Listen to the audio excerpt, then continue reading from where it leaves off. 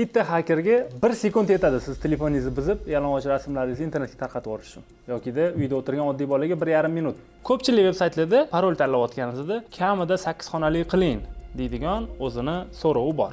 Nimaga? 8 xonali bo'ladigan bo'lsa, u yoqda nechta kombinatsiya bo'ladi? Ko'ramiz. Agar faqat sonlar bo'ladigan bo'lsa, birinchisi 1 bo'lishi mumkin, ikkinchisi 2 bo'lishi mumkin, uchinchisi 3, 4, 5, 6, 7, 8. Bu menimcha eng ko'p tarqalgan parollardan bittasi. Bu degani 1 o'rnida 0 dan tortib 9 gacha любой son bo'lishi mumkin edi. Bu yerda 10 ta son bor. 2 ning o'rnida ham 0 dan 9 gacha yana 10 ta son bor. 3 o'rnida ham xuddi shunaqa, 4 o'rnida ham, 5 o'rnida ham, 6 o'rnida ham, 7 o'rnida ham, 8 o'rnida ham. Bu degani 10 ning 8-darajasi. Bu bo'ladi bizda 100 millionta kombinatsiya. ChatGPT'ning aytishi bo'yicha 1,5 minutda faqat sonlardan iborat bo'lgan 100 millionta kombinatsiyani tekshirib chiqa oladi oddiy kompyuter.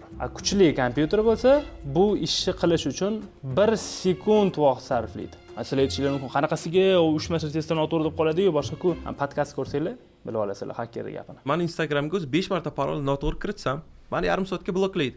Lekin hakkerlarning qo'lida VPN proxy degan narsalar bor. O'shaning uchun ham parol qo'yayotgan paytida katta harf, kichkina harf, son va simvollar ishlatinglar deydi. Nima uchun? Nimaga kerak? Chunki bu kombinatsiyalar sonini o'ylamagan tarzda oshirib yuboradi. 8 xonali parollar olamiz. 1, 2, 3, 4, 5, 6, 7, 8 har bittasini o'rnida 0 dan 9 gacha bo'lgan raqamlardan любой bo'lishi mumkin.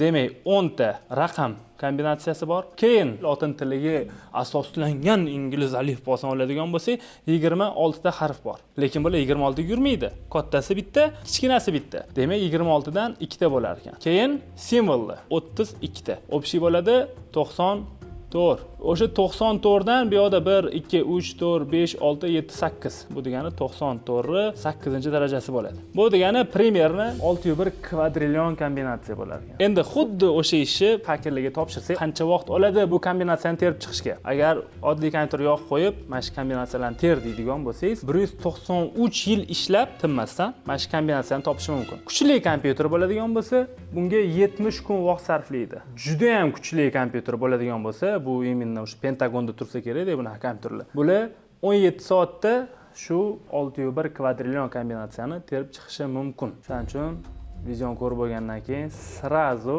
o'zingizlarni parolinglar oddiy bo'ladigan bo'lsa, iloji boricha 13 ta 14 ta xona qilib va simvollarni katta harf, kichkina harf, sonlarni aralashtirib o'zgartirib qo'yaveringlar. Erta yalang'och rasmlashib ketmasin ko'chaga.